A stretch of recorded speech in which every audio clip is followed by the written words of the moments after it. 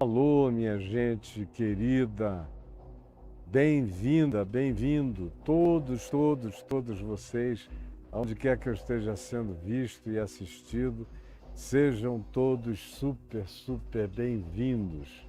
Puxa mais para cá, Caio, por favor, porque eu gosto de sentir as câmeras um pouquinho mais perto de mim.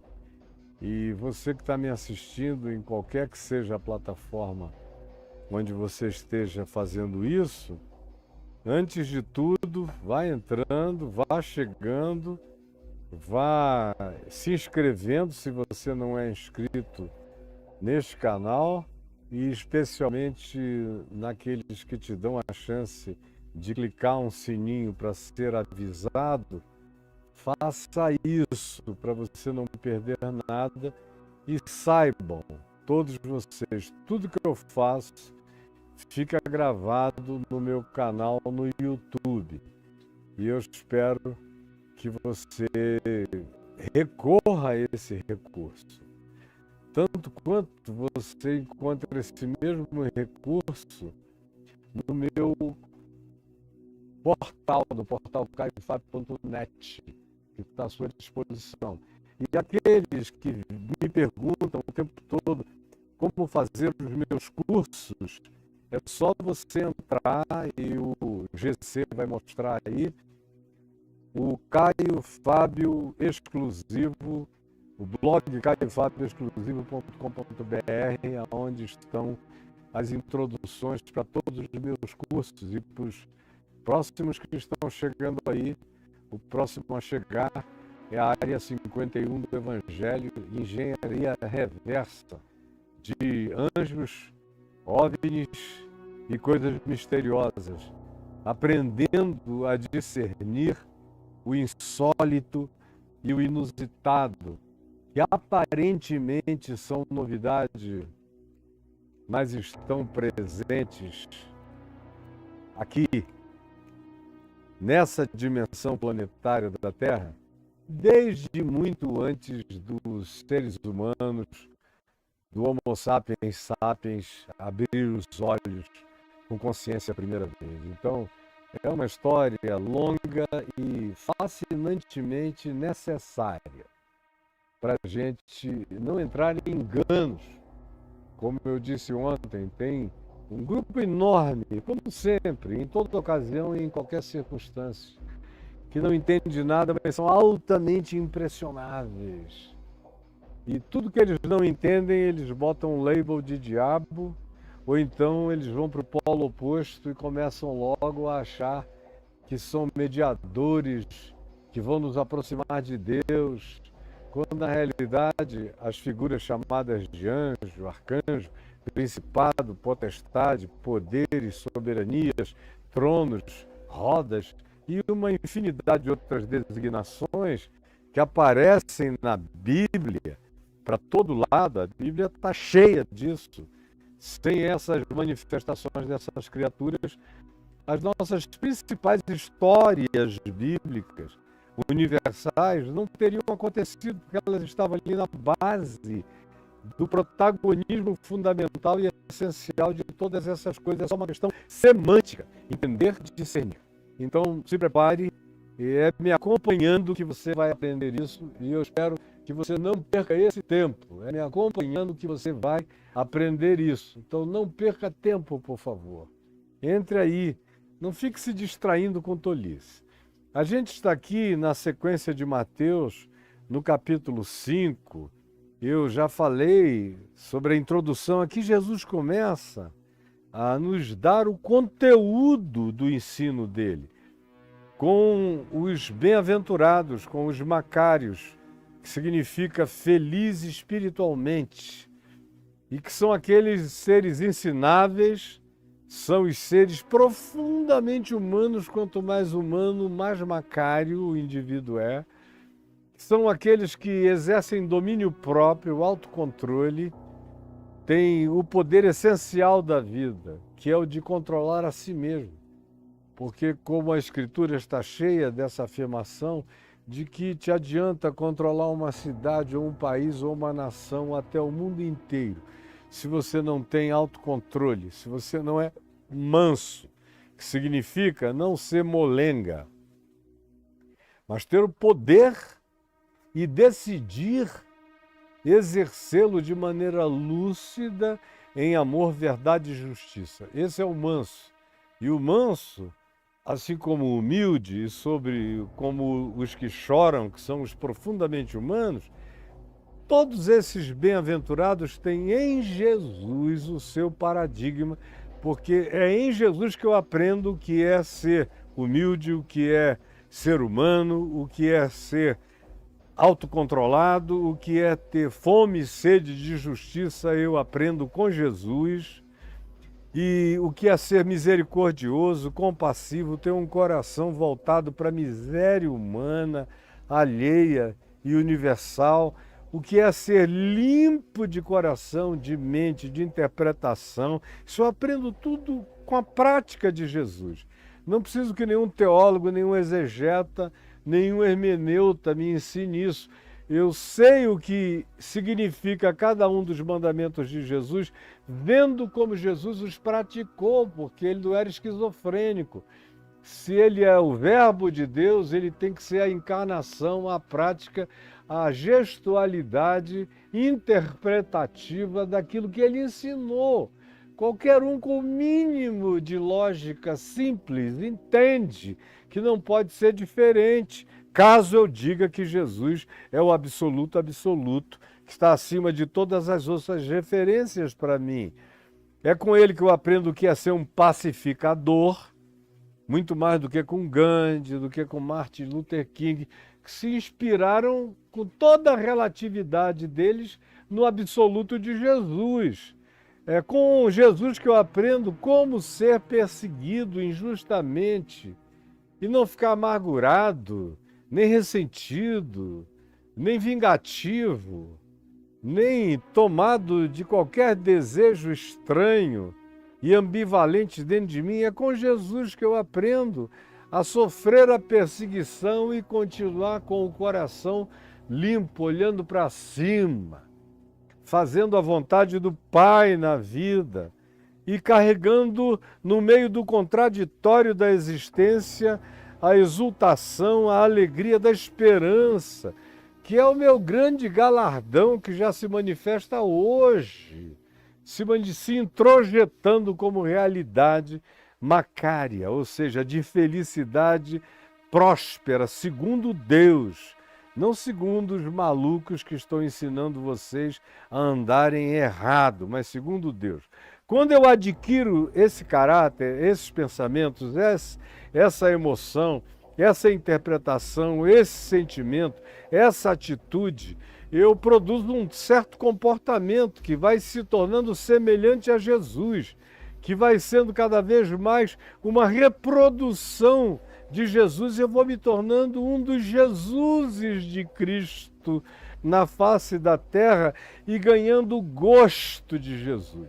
O sal da terra, me tornando como Jesus, que é a luz do mundo, eu me torno também luz do mundo, você também. E eu expliquei isso, está tudo gravado no meu lugar, no meu ambiente, no meu canal, no YouTube, para você seguir Mateus todo, desde o capítulo 1, verso 1 em diante. E aí, a gente viu que isso tudo se expressa, essas realidades todas se expressam através de obras, como Jesus diz, para que os homens vejam as vossas boas obras e glorifiquem ao vosso Pai que está nos céus. Isso vira fruto, isso vira evidência, para corroborar o que Jesus disse, que é pelos frutos que a gente conhece.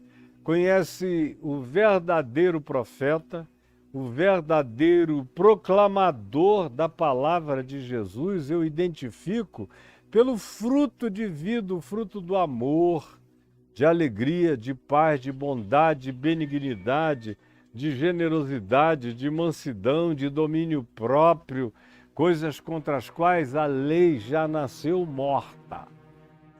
É através disso, e não de discursos, doutrinas ou acertamentos de teologias conciliares, isso aí é o comentário de quem não tem evangelho para viver, porque quem vive o evangelho, logo de cara aprende que o resto é comentário desnecessário, porque o que faz impressionar a mente humana é a encarnação do Evangelho de Jesus, praticado por um discípulo, como Jesus mesmo nos disse, que o mundo só creria nele. Leia lá em João, no capítulo 17, na oração de Jesus, ou no capítulo 15, quando ele fala da essência de estar vinculado a ele, como um ramo está vinculado à videira. Leia lá quando ele diz, e essa é a recorrência precípua do Evangelho, quando ele diz que o mundo só vai ver, só vai discernir, só vai crer em Jesus quando ele vir aqueles que são discípulos de Jesus de verdade, que querem ser Jesusizinhos no planeta enquanto por aqui atravessam, amando-se uns aos outros e amando a todo outro ser humano, com essa reverência digna de quem identifica a semelhança de Deus, mesmo no ser humano mais desfigurado que se possa encontrar. Aí Jesus traz a compreensão, o ensino, o entendimento, até esse ponto, e a gente leu do verso 17 em diante, hoje é o terceiro dia dessa leitura. No primeiro dia, que foi sexta passada, eu expliquei o que Jesus estava dizendo aqui, e aí o nó górdio. E eu expliquei de onde vem a ideia do nó górdio, e o significado dele, a ilustração dele, a metaforização dele, e falei do nó górdio, desse nó não desatável por ninguém, entre Moisés e Jesus, a lei de Moisés e o Evangelho de Cristo. Esse é um nó. E como a maioria não sabe desatar esse nó, eles ficam aí passando milênios, séculos, tentando achar o fio da meada, usando exegeses, usando hermenêuticas variadas, querendo fazer distinções entre isso e aquilo. Tem aqueles que dizem, não, a lei cerimonial acabou. Não precisamos mais, nós que somos gentios, das leis cerimoniais de Moisés. Mas nós somos salvos ou santificados pela obediência ao decálogo, aos 10 mandamentos. Como disse Calvino, e eu repeti ontem, nós somos salvos da lei pela graça de Deus em Cristo e devolvidos à lei para sermos santificados, o que é uma contradição de termos. Porque o Evangelho diz, e Paulo assevera várias vezes, que nós somos justificados, santificados, ungidos, tudo o que é necessário para a nossa vida, exclusivamente na mesma graça da fé. Pela graça sois salvos mediante a fé. E aprendemos esses dias aqui que salvação não tem nada a ver com esse negocinho religioso do cristianismo catequético. Levanta a tua mão, tem que ser batizado, tem que fazer crisma, tem que fazer isso. É tudo teatralidade da palhaçada religiosa. E eu já falei demais, quem quiser saber mais é só ver o que eu tenho dito para trás. Nessa sequência de Mateus mesmo, aqui mesmo do capítulo 5, do verso 17 ao verso 20. E aí eu disse que o pessoal se engata no verso 18, que diz, porque em verdade vos digo que até que o céu e a terra passem, nem o i, nem o tio jamais passará da lei. Parece que eles param aí, quando na realidade Jesus disse, até que tudo se cumpra. E Jesus cumpriu tudo isso, eu expliquei recorrente, repetido e cansativamente, que Jesus é a escatologia realizada de todas as coisas. A cruz consuma todos os atos, expliquei isso.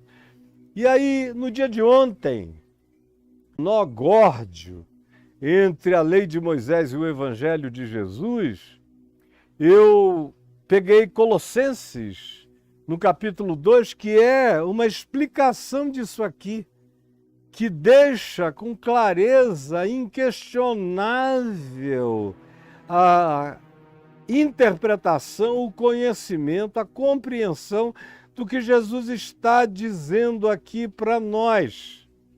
E como eu particularmente sinto que esse é um assunto que não está resolvido, na maioria da cabeça de muitos, e você que está chegando hoje aqui de paraquedas, não faça juízos precipitados, meu filho, minha filha, para você não ser um tolo, um insensato, um estulto, um bobo, que chama véus e cegueiras deliberadas para o seu entendimento, para a sua cognitividade, para a sua compreensão, e anula o que Paulo chama e define em Romanos 12 como sendo o nosso culto racional, que vai acontecendo pela transformação gradativa diária da nossa mente, com a nossa oferta cotidiana de uma vida que não quer teologizar Deus,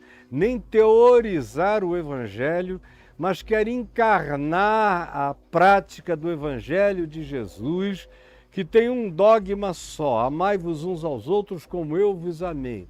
E tem uma demonstração suprema e sublime, que é o modo como eu trato o meu próximo, é o modo como eu olho para a vida, é o modo como eu encarno a simplicidade desses princípios, buscando seguir Jesus, negando-me a mim mesmo, tomando a sua cruz, que não é só a cruz de madeira da crucificação, é o projeto de existência todo, que está bem descrito aqui, do capítulo 5, do verso 1 ao verso 12, na definição dos macários. Quem vive assim está negando a si mesmo e tomando a sua cruz e seguindo.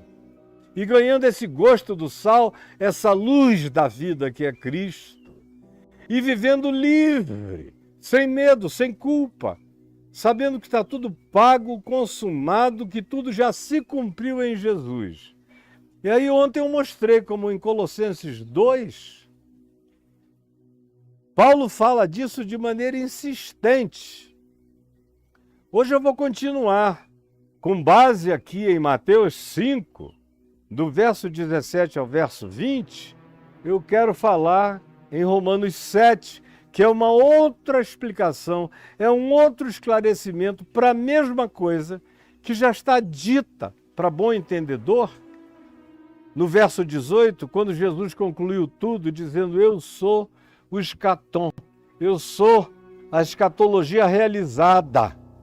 Eu vim não para cancelar, para anular, para revogar, mas para cumprir. Então não vai passar nada até que tudo se cumpra, e tudo se cumpriu nele. É por isso que a penúltima palavra que ele diz na cruz é um brado. Está pago. No grego, tetelestai, que significava uma declaração de absolvição perene de condenados que o oficial de justiça pregava na porta do cárcere, na absolvição daquele condenado. Botava lá toda a lista dos erros, crimes e pecados e delitos dele, e a marca, a chancela tetelestai, que significava está pago, ou seja, por esses crimes ele está absolvido para sempre. E Jesus não faz isso apenas em relação aos crimes, aos pecados, aos delitos, aos equívocos, aos enganos, à ignorância passada. Foi João Batista que diz: eis o Cordeiro de Deus que tira. Ou seja, o termo que ele usa designa a consciência de algo que aconteceu, acontece e acontecerá. É presente contínuo. Ele tirou, ele tira e tirará para sempre. Por isso, tudo que Jesus fez é de uma vez só. Está feito, consumado, está cumprido. Ele veio e ele cumpriu. Mas tem gente que quer ressuscitar zumbis, quer fazer uma conciliação, quer tentar descobrir qual é a saída para o nó górdio entre a lei de Moisés e o evangelho da graça de Deus em Cristo, e aí nunca se tornam nada. Eles nem são salvos pela lei, porque a lei só traz consciência de condenação e de juízo, embora ela seja justa, santa e boa. Eu, porém, não o sou de maneira absoluta. E repetindo mais uma vez, não adianta obedecer todos os mandamentos da lei, porque a Escritura diz que se eu sou transgressor de apenas um, eu me torno réu de todos. Então a lei nunca absolveu ninguém, essa lei considerada de Moisés nunca absolveu ninguém, nem santifica ninguém, só neurotiza, só deixa o indivíduo mais paranoico, só angustia. Como eu disse ontem, só anima demônios, principados, potestades, espíritos malignos, obsessores ou perturbações de natureza psicológica no próprio indivíduo e do próprio indivíduo. Nada além disso é o que a lei promove, a não ser medo, susto, pânico e pavor. E tem gente que fica tentando conciliar. Nós estamos há 2000 anos puxando, tentando separar, ver, e é um tempo e concílios perdidos nisso, quando na realidade a solução é aquela de Alexandre o Grande, em relação ao mito do nó górdio, lá da Frígia, da Panfilha, onde o mito foi desenvolvido e se diz que Alexandre chegou lá, vitorioso de tantas batalhas, e disseram: você que é um gênio militar, resolva o enigma do nó górdio, porque ninguém consegue desatar esse nó. E Alexandre passou muito tempo tentando encontrar o fio da meada, viu que não dava para encontrar, puxou da sua espada, cortou do meio. É o que a cruz de Jesus faz. Pá! Porque não dá para conciliar. É cortar ou já era. Ou deixa a lei morrer em Cristo, ou a manutenção dela só vai gerando e produzindo zumbificações humanas, que acaba sendo essa tragédia que atinge a grande maioria dos cristãos, dos pastores, dos padres sacerdotes, em todos os modelos de cristianismo planetário. É o mesmo equívoco, é a mesma zumbificação, é a mesma tentativa de resolver o nó górdio, insolúvel, mas que foi solucionado, cumprido, resolvido, quando Jesus rasgou.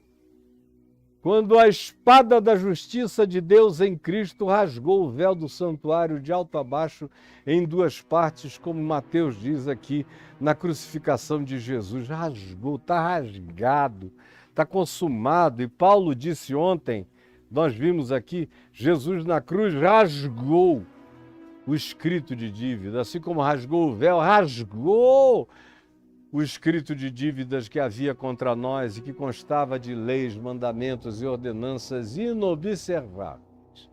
Veja o que eu disse do dia de ontem, para você não continuar na mesma eterna e perene, cansativa ignorância. Minha amiga, meu amigo, meu irmão, minha irmã, pelo amor de Deus, faça isso logo, faça isso hoje, faça isso já. Hoje. Para quem ainda está titubeante, será? Por que eu titubeio? Porque são milhares de anos de forçação de barra para tentar gerar essa conciliação do irreconciliável. Eu disse no primeiro dia, falando 1h30 aqui, sobre o verso 17 ao verso 20, que Moisés, juntamente com Elias, estiveram com Jesus no Monte da Transfiguração, lá no Monte Hermon, onde está erigida a cidade de Cesareia de Filipe, que foi onde Jesus foi transfigurado, e eles apareceram conversando com Jesus sobre a partida que Jesus estava para realizar em Jerusalém, ou seja, estavam para...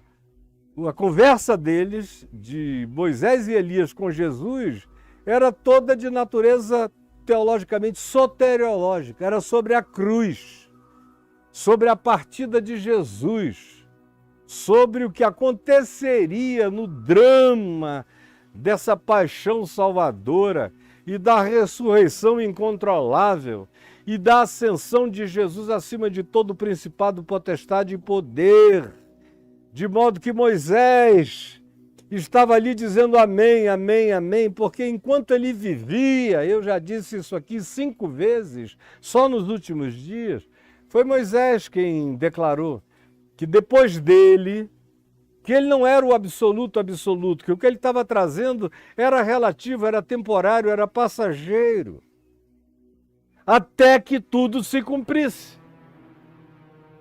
Não era até que o mundo físico, o espaço temporal acabasse, porque é uma legislação que, do ponto de vista espaço-temporal, já foi suplantada por muitas outras legislações melhores, mais humanas, que carregam todos os elementos bons, verdadeiros e justos do Decálogo de Moisés e outros aperfeiçoamentos muito mais humanos.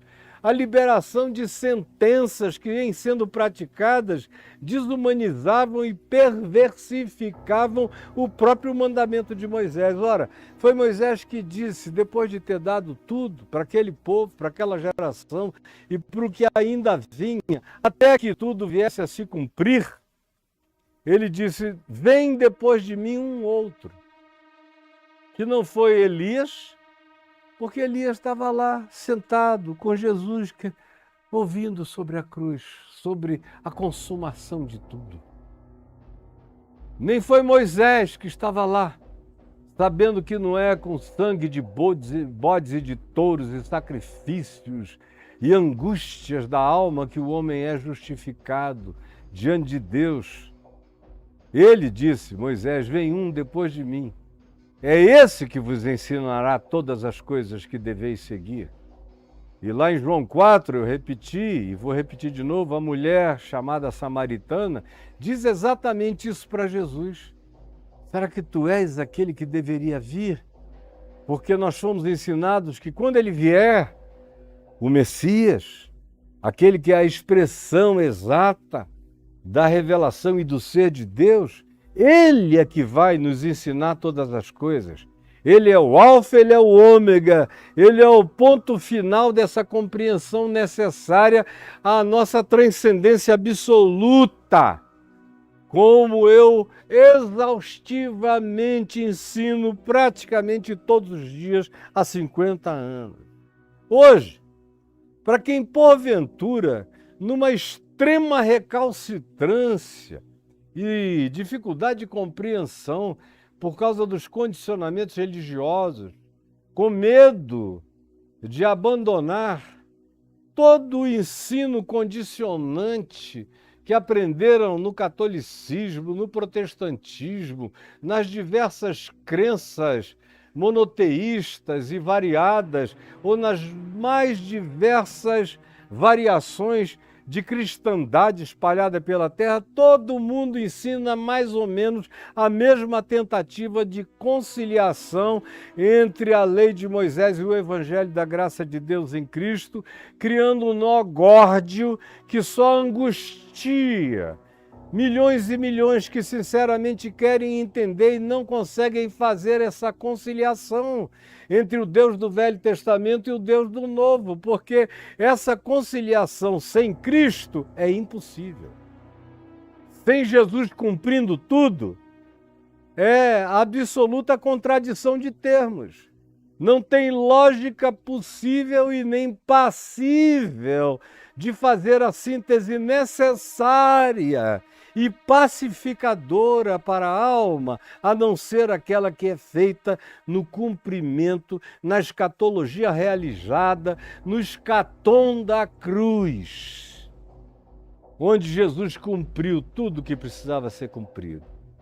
Aí vem Paulo, agora não mais em Colossenses 2, como eu falei ontem, mas agora aqui em Romanos, no capítulo 7, do verso 1 ao verso 3, e explica o que Jesus disse em Mateus 5, de 17 a 20, e eu vou ler outra vez. Não penseis que vim revogar a lei aos profetas, não vim para revogar, vim para cumprir, porque em verdade vos digo, até que o céu e a terra passem, ou seja, A referência não são os elementos naturais de perenidade.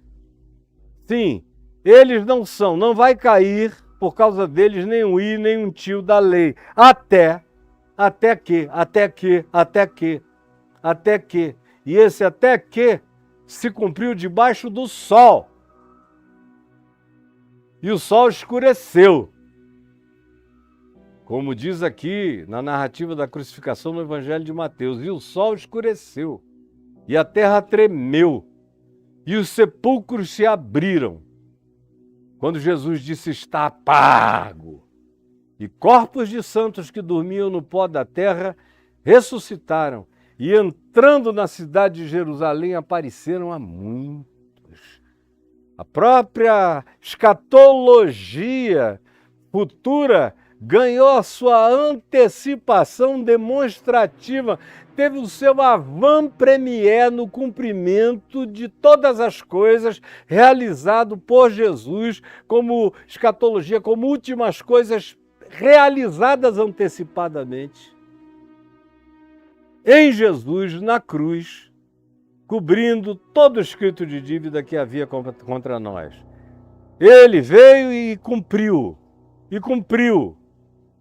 Aí vem Paulo e diz em Romanos 7, para o pessoal que estava em Roma, e você só entende esse público de Paulo, se você for para o capítulo 16 de Romanos, não dá para entender bem Romanos, a epístola toda, a carta toda de Paulo aos Romanos, se a gente não começar pelo final. E em começando no final, no capítulo 16, a gente não conseguir identificar, sem que a gente consiga identificar quem são os recebedores dessa comunicação, os destinatários primários dessa epístola, quem foram eles?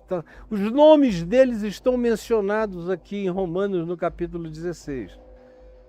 Quando eu era bem jovenzinho, eu me dei o trabalho de pesquisar a origem daqueles nomes, pesquisa exaustiva, uma quantidade enorme de historiadores neotestamentários sérios, dos anos 60, 70, foi o período no qual eu mais estudei essas coisas, e eu vi as nacionalidades, a variedade de gente, de nações diferentes, de etnias diferentes, os gentios, ou seja, os não-judeus que estavam presentes ali, os escravos, os ex-escravos, os negros, os africanos, os europeus, os asiáticos, os greco-romanos, todos os que estavam ali presentes, era uma quantidade grande de pessoas, e os judeus.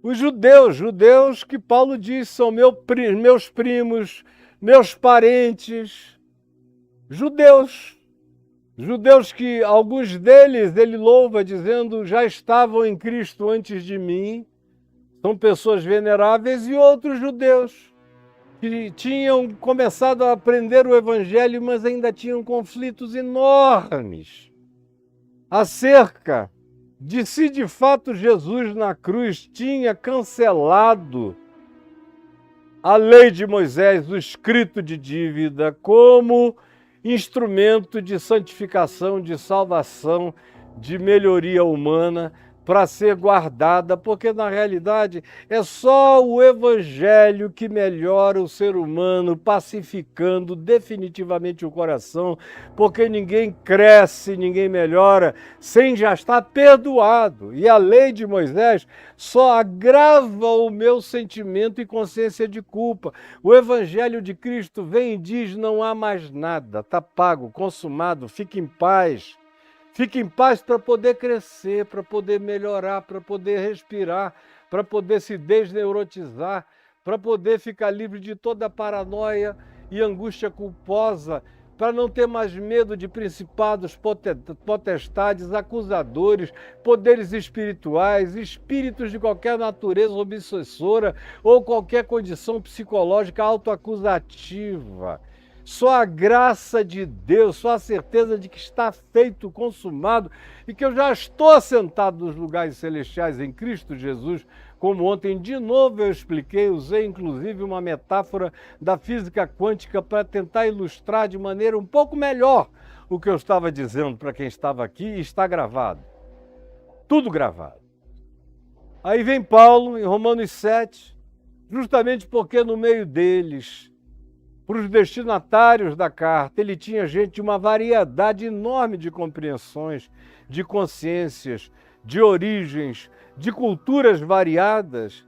E Paulo era o ser humano mais evoluído que se podia ter produzido no Evangelho até então, em relação a qualquer outra figura do Evangelho, mesmo em relação aos primeiros discípulos que começaram a andar com Jesus desde a Galiléia, ninguém, como Pedro reconheceu, chegava à altura do entendimento da compreensão de Paulo. E Paulo era assim porque ele era um judeu da tribo de Benjamim, e de opção denominacional religiosa judaica, ele era fariseu, tinha sido criado, portanto, na mais restritiva, na mais severa, na mais demandadora de todas as seitas ou denominações do judaísmo dos dias dele, tinha sido educado aos pés de Gamaliel, um rabino extraordinariamente celebrado, porém, ele tinha crescido também numa das cidades mais cultas, mais cosmopolitas, mais universitárias dos dias dele, na sociedade greco-romana, que era lá em Tarso. Tarso era celebrada no mundo pelas suas universidades, pelos seus lugares de estudos elevados.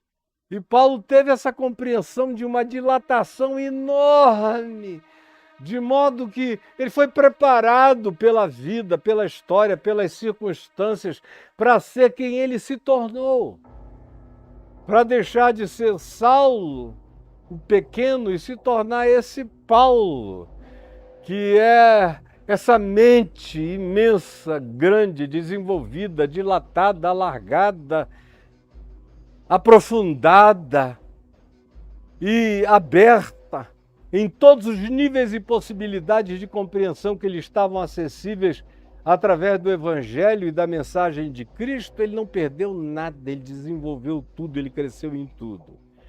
E aqui, portanto, uma vez sabendo disso como introdução básica, eu vou fazer a leitura de Romanos 7. Preste atenção, não vá a lugar nenhum, fique aqui comigo, prestando atenção.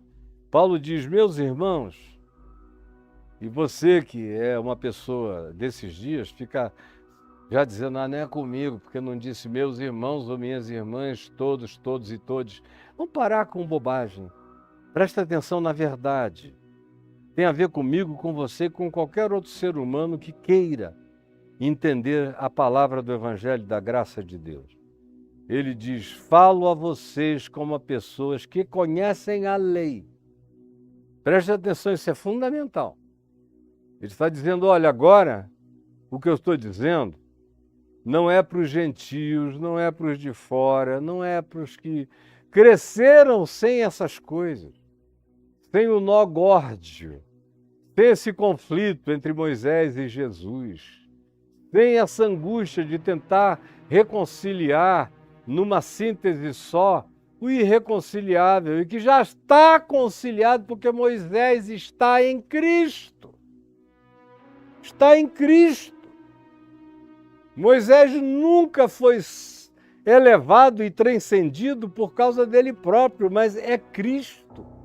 Como Paulo diz, Moisés bebia daquela fonte espiritual que os seguia no deserto, daquela pedra espiritual que os seguia no deserto. E Paulo dizia, a pedra era Cristo. A pedra era Cristo. Então, no entanto, Paulo diz, eu não estou falando com quem nasceu fora disso.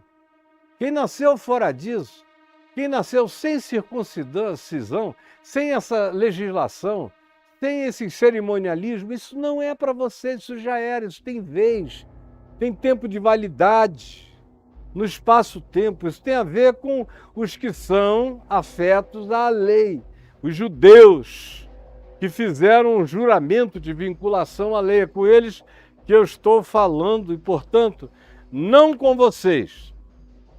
E aí ele diz, me preste atenção, isso eu digo aos que estão vivendo sob a lei, que conhecem a lei. Acaso vocês não sabem que a lei tem autoridade sobre alguém apenas enquanto ele vive? Ou seja, depois que a pessoa morre, a lei não tem mais nenhum significado para quem morreu. Por exemplo, aí ele dá um exemplo tirado da lei de Moisés, da lei não adulterarás e da lei para manter o casamento com toda a dignidade e respeito, reverenciando-o, como todos os homens piedosos vinculados à lei em Israel buscavam fazer. Ele diz, por exemplo, pela lei, a mulher casada está ligada a seu marido enquanto ele estiver vivo. Está ligada a ele pela lei de Moisés. Se ela largasse o marido, e é uma coisa muito machista, chauvinista, é uma coisa que não subsiste em Jesus, porque Paulo diz aos Colossenses, em Cristo, afirmando que nele não há nem homem nem mulher, nem escravo nem liberto, e nem diferenças étnicas, nem raciais, nem lugar para preconceito ou superioridades humanas de qualquer que seja a natureza. Em Cristo, não! Pelo amor de Deus, em Cristo não, Paulo diz. Não há acepção de pessoas. Mas no judaísmo, na lei de Moisés, era assim. Pois pela lei a mulher casada está ligada ao seu marido enquanto ele vive, a mulher. O homem repudiava a mulher, casava com outra. Tinha gente que casava num dia, repudiava no outro e casava no terceiro dia outra vez. Praticavam hipocritamente a monogamia sucessiva. A mulher não, se casou com um cara que a repudiou, que a deixou, que a rejeitou, que a abandonou, ficava, coitada, presa àquilo ali. E aí virava mendiga, virava prostituta, para poder trazer comida para casa, para se alimentar, alimentar os filhos, que frequentemente eram abandonados. A lei de Moisés não fazia provisão de pensão alimentícia, não fazia provisão de cuidados para com a esposa abandonada, rejeitada pelo marido, caprichoso, perverso, totalmente narcisista e autocentrado. A lei de Moisés não tinha essas previsões, a nossa legislação é infinitamente melhor e mais humana. E o nosso Estado tem muito mais provimento para o desamparo feminino, e eu espero que cresça infinitamente mais do que a lei de Moisés fazia provisão. Ela dava liberdade ao homem e promovia escravidão para a mulher. Mas se o marido morrer, então, e só depois de então, a mulher estará livre da lei do casamento. Do contrário, ela estaria escravizada para sempre. O que é completamente perverso e injusto. É o que Paulo está dizendo aqui, você não consegue entender português?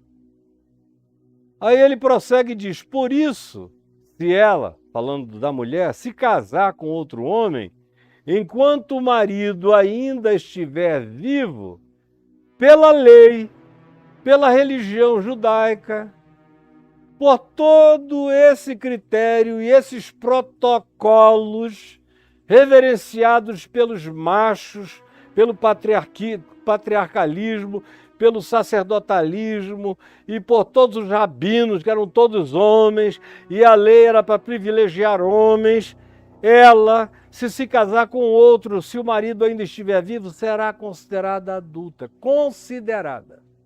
Não diz que ela é adúltera.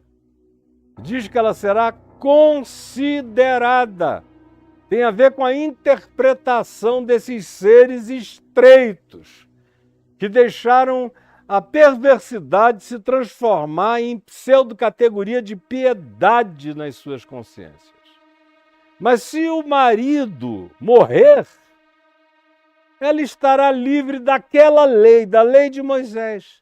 E mesmo que venha se casar com outro homem, não será considerada adúltera. Aí o texto de Romanos 7 prossegue nos dizendo o que é absolutamente fundamental. Olha o verso 4. Assim, ou desse modo, ou por causa disso, é uma conexão de lógica metafórica. Assim, vocês também morreram para a lei. Olha, assim também vocês morreram para a lei. Morreram para a lei.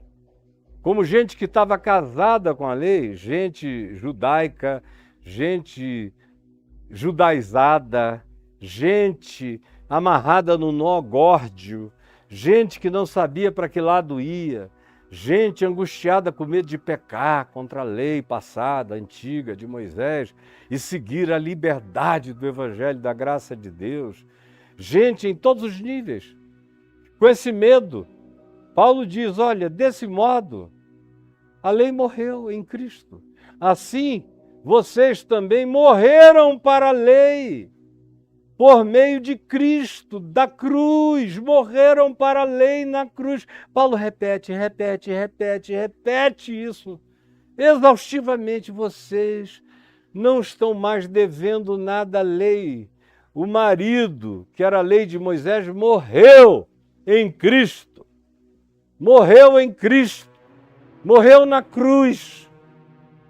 E vocês estão livres para casar um novo casamento, sem medo, sem culpa, sem angústia, sem juízo, sem acusação. Sim, por meio do corpo de Cristo, por meio da cruz de Cristo, por meio do que foi feito, consumado, acabado, por meio do que Jesus cumpriu, realizou na cruz. Vocês estão livres. Assim como uma mulher está livre com a morte do marido para casar de novo, vocês estão livres com a morte da lei de Moisés na cruz de Cristo, no tetelestai, no está consumado, no que tudo se cumpriu, na escatologia realizada, vocês agora estão livres. Vocês agora estão livres para pertencerem a outro. Para casarem com outro, para casarem com Cristo, para casarem com Jesus, para casarem com o Evangelho da graça de Deus, para casarem com aquele que ressuscitou dos mortos a Jesus, a fim de que venhamos a dar fruto, porque enquanto você não tem esse entendimento, você não dá fruto para Deus. Porque aqueles que querem agradar a Deus segundo a lei, estão vivendo segundo a carne, segundo a presunção da arrogância, da autojustificação, da autossantificação, da autoexplicação. E por nós mesmos e pela minha carne, e pelas minhas volições, a partir da minha natureza relativa, caída, ambígua, ambivalente e tudo mais que você deveria saber acerca de você mesmo e que eu não tenho nenhuma dúvida acerca de mim, pela lei ninguém melhora. Pela lei eu só ganho consciência cotidiana de que eu não chego lá. É só na graça de Cristo, é só nesse novo casamento, com esse marido que não me espanca, com esse marido que não me mata, com esse marido que não me apedreja, com esse marido que não me julga, com esse marido que não quer ser meu dono, meu senhor, que não quer fazer de mim um escravo, uma escrava. Esse novo marido que trata com amor, que diz, vinde a mim, todos vós que estáis cansados e sobrecarregados de carregar esse fardo inaguentável. Venham a mim e eu vos aliviarei. Tomai sobre vós o meu jugo, os meus mandamentos, porque como João, o apóstolo, disse na sua primeira epístola, capítulo 5, os mandamentos de Jesus não são penosos. É um só, é amai-vos. No dia que for difícil para você, tem alguma coisa radicalmente e horrorosamente errada na tua vida. Porque o único mandamento de Cristo é ame e vive em paz. Trate todos com amor, respeito, reverência, dignidade, justiça e verdade, bondade. E contra essas coisas não existe lei, nem no céu, nem na terra, nem debaixo da terra. E aí vocês vão ter paz e vocês vão dar fruto. Só assim. Porque na lei de Moisés você só dá o fruto da angústia, da amargura. Na melhor perspectiva, a fruta do reconhecimento com remorso todo dia. Da sua inatingibilidade, desse sarrafo que é elevado demais. É só em Cristo quando eu sei que Ele alcançou o sarrafo dos sarrafos. Ele é o cumprimento de tudo, está realizado. E eu estava nele, eu morri com ele, eu ressuscitei com ele, eu ascendi com ele, eu estou assentado como num lhame, num enlace quântico. Estou aqui, mas estou assentado nas regiões celestiais, em Cristo Jesus, acima de todo principado, potestade e poder. Você devia dizer aleluia. Porque esse é o evangelho da graça, essa é a alegria de ser de Cristo. E aí a gente consegue dar muito fruto, como Jesus disse quando afirmou em João, no capítulo 15, não fostes vós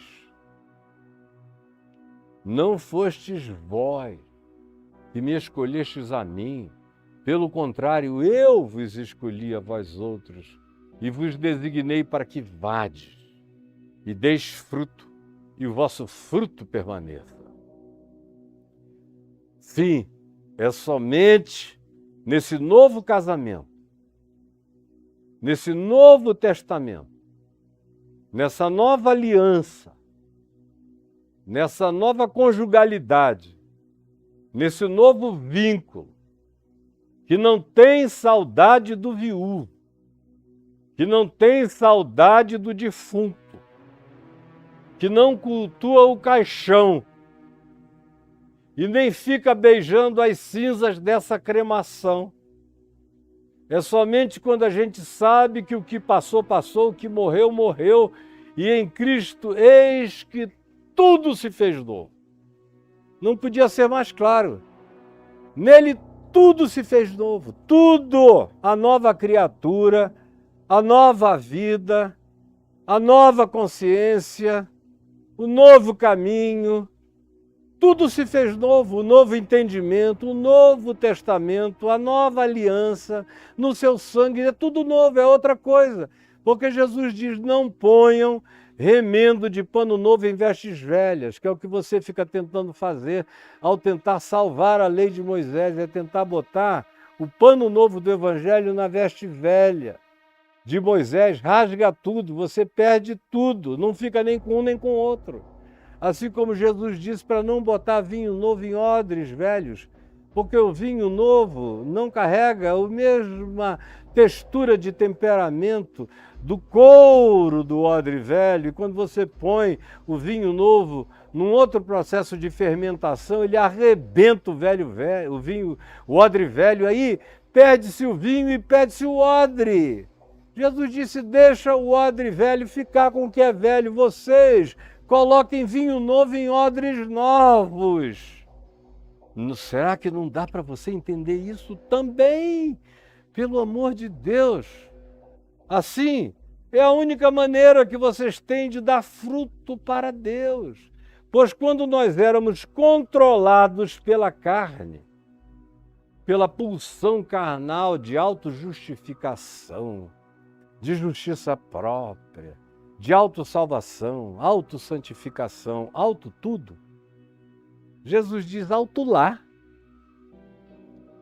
Porque ninguém pode agradar a Deus andando na carne, mesmo que seja na tentativa carnal de se autossalvar pela obediência à lei de Moisés. Pois quando éramos controlados pela carne, e não só porque a lei de Moisés, estando como obsessão de salvação, santificação, justificação e outras coisas na nossa mente, ela avulta a nossa culpabilidade. E o avultamento da nossa culpabilidade vai produzindo o levantamento, a ressurreição das nossas culpas, dos nossos zumbis, dos nossos fantasmas, das nossas sombras na caverna de Platão da nossa alma. Sim, as paixões pecaminosas despertadas, veja bem, acordadas, a lei acorda as nossas paixões pecaminosas e elas atuam. Paulo diz aqui na esperança de que na vida desses caras isso já seja coisa passada. Ele diz, atuavam em nosso corpo. Ele está falando mais de si do que dos outros. Quanto mais lei eu tinha, mais pulsão, mais culpa, mais angústia, mais desespero interior, mais contradição dentro de mim.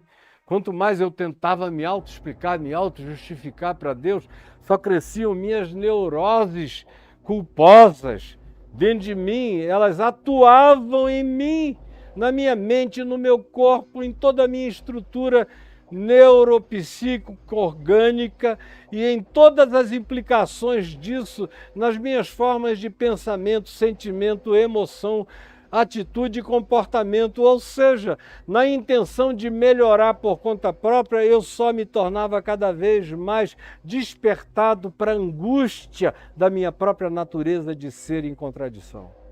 De forma que dávamos o fruto da morte. Só o fruto da morte, o fruto da culpa, o fruto do medo. Pelo amor de Deus, gente, será que vocês não estão me entendendo? Aí ele diz, mas agora, que é o até que tudo se cumpra, é o mais agora de Paulo aqui, é o até que tudo se cumpra de Mateus 5,18. Mas agora, depois que tudo foi cumprido, morrendo para aquilo que antes nos prendia, que era a lei de Moisés, morrendo para ela, fazendo a lei de Moisés se tornar defunta, como defunta ela está, porque ela foi sepultada com Cristo, deixando ela ficar no lugar dela, defunta. Agora, morrendo para aquilo que antes nos prendia, nos vinculava, nos amarrava, nos condicionava, e só condicionava os mais fracos, como no caso do casamento, as mulheres. Nós agora,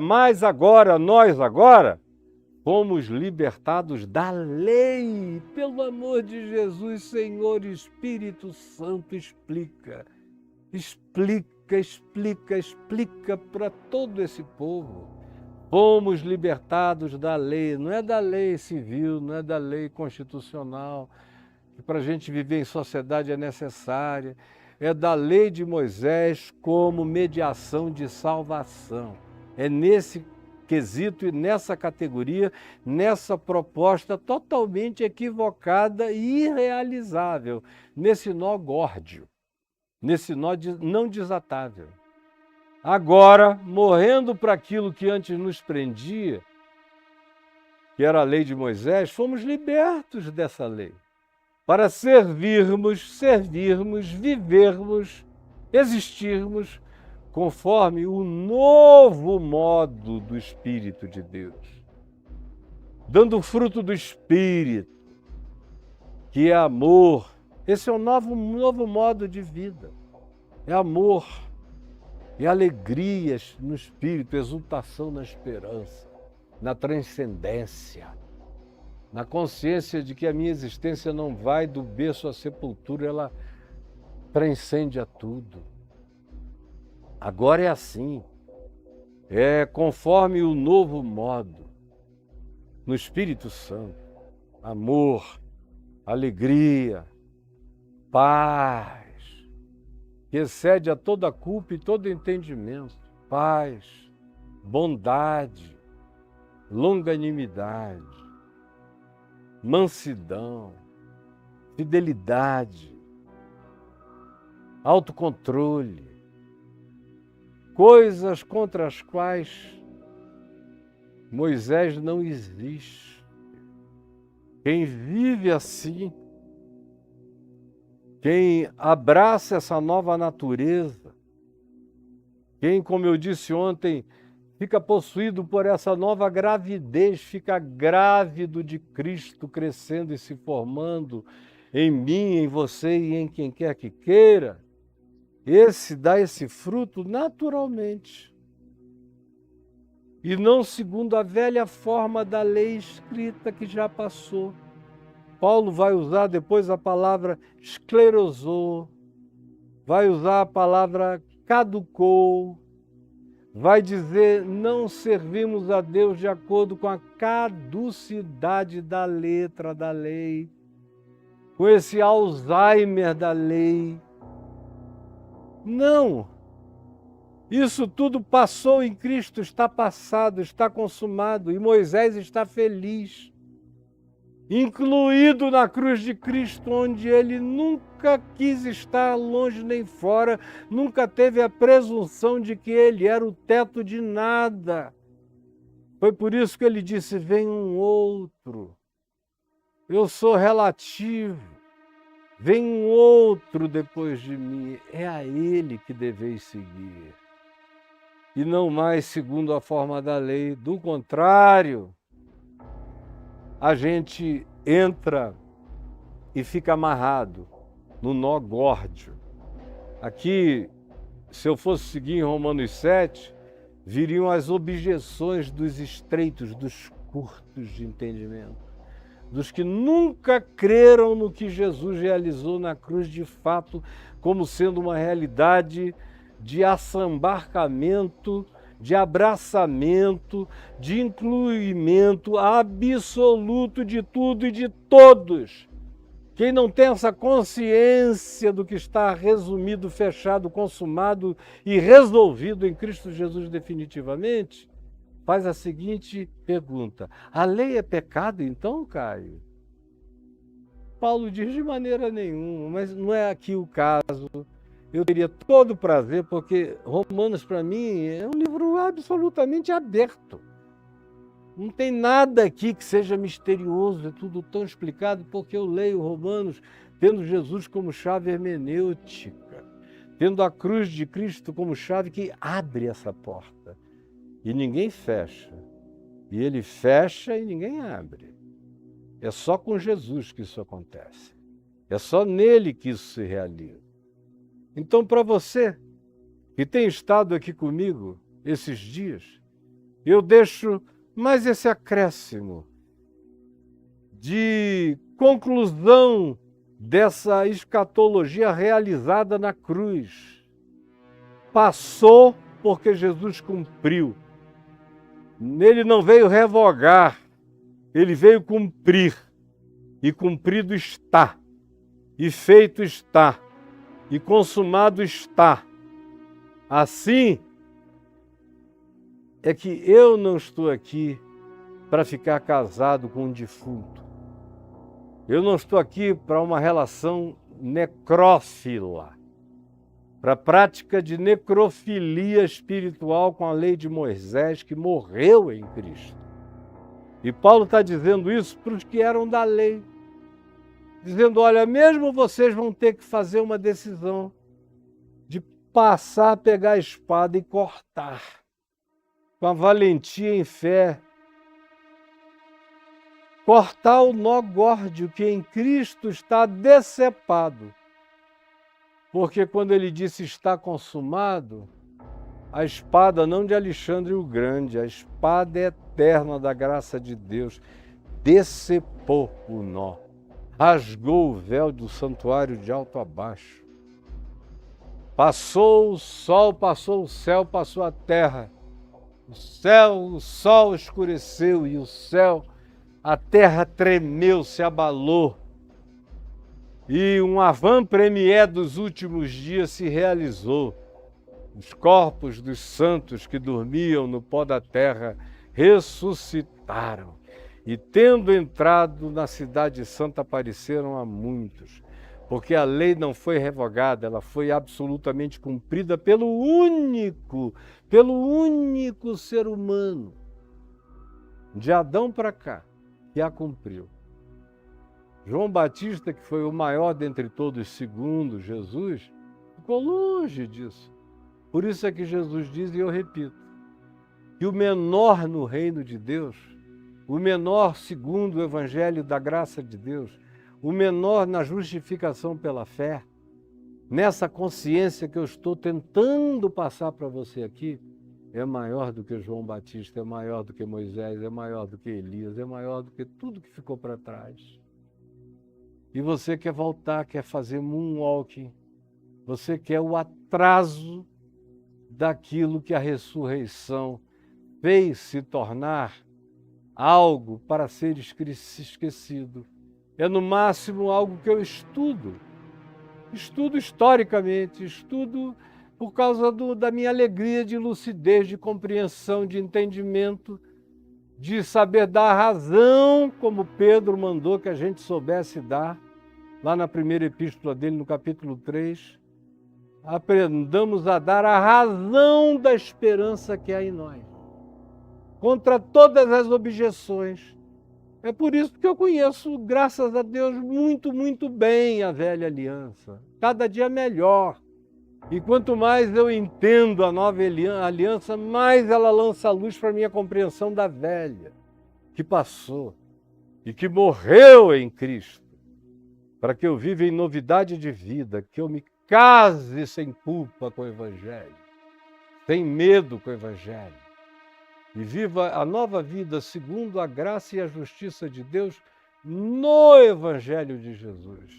Essa é a palavra de Cristo, essa é a palavra de Jesus, essa é a palavra fidedigna dos apóstolos. Isso faz parte do fundamento inequívoco do que se deve saber e ensinar sobre Jesus. Guarde isso eternamente no seu coração. Hoje eu vou parar mais cedo porque eu me atrasei e comecei muito tarde. Meus netinhos, o Mateus e a Lara estão aí, almoçaram comigo e a gente ficou numa conversa boa. E eu acabei me distraindo. Quando eu ouvi já eram 3h15, 3h20, vim correndo para cá. Porque meus netos fazem me pensar em tudo de bom, graças a Deus. Você que acompanha, que segue, que ama, viu durante o curso desse nosso tempo o GC botar aí o gerador de caracteres, colocar aí o Pix do meu ministério, da Vem VTV. E você pode fazer o Pix que você queira. Não é troca, não é barganha, não tem promessa de nada indo, nem cobrança, nem coisa alguma. É tudo livre, espontâneo, puro. Tem que ser alegre e sincero. Como diz Paulo, porque Deus ama a quem faz e a quem dá com alegria. Então, se você quiser ajudar, e eu estou dando um passo com a graça de Deus, aproveitando a inteligência artificial em meu favor no Evangelho, tudo que eu digo aqui está sendo preparado para entrar em inglês, e nós estamos abrindo um canal especial em canais em inglês nos Estados Unidos, em todos os países do mundo, e divulgação, que eu vou precisar da ajuda, e por isso eu vou precisar de recurso. E aqui no Brasil a gente só não alcança muita gente mais por causa dos boicotes que o algoritmo me faz.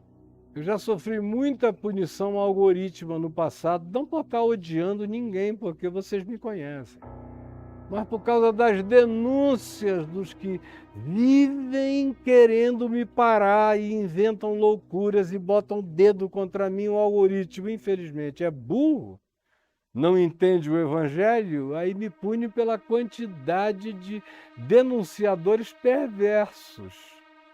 Mas eu só me regozijo e sei que grande é meu galardão em Cristo Jesus. Você, no entanto, que faz parte da mesma consciência, ajude. Ajude. Você que está me vendo em qualquer lugar, me ajude. E também aí aparece o Pix do meu sustento pessoal, porque eu não vivo de nada, nem sou sustentado por venda de pedra mágica, de coisa alguma. Aqui é tudo só o que você vê. E não tem nada para além do que você vê. É evangelho puro e simples. Agora, eu como, bebo, vivo, agora mesmo estou com os 2 pés da minha mulher quebrados, parafusos e para todo lado. Tudo é normal na minha vida como é na sua. Então eu tenho as mesmas necessidades que você tem. Se você quiser fazer parte das soluções, esse Pix pessoal está aí, mas não tem nenhuma insistência nisso e nenhum apelo especial para isso. Eu quero é que o Senhor te abençoe. Eu quero é que o Senhor te abençoe, te encha do Espírito Santo. Que à medida em que você abra o coração, a mente, o entendimento, para essa palavra, você vai percebendo a gestação de Cristo em você.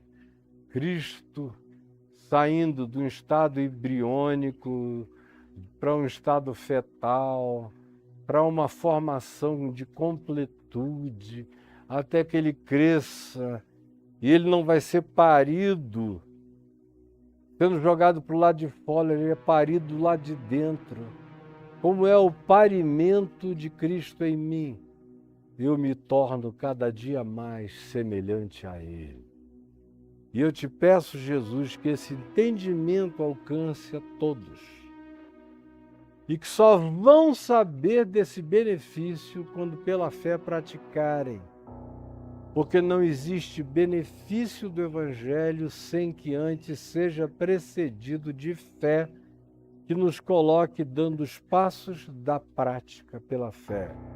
E é nessa prática que eu experimento o benefício. E é por esse benefício que eu ganho essa convicção de inabalabilidade. Que tu me dás e dás a todos os que andam nessa coragem e nessa ousadia, pois não nos deste espírito de covardia, mas de poder, de amor e de moderação. Em nome de Jesus, amém e amém, e até amanhã, com a graça de Deus.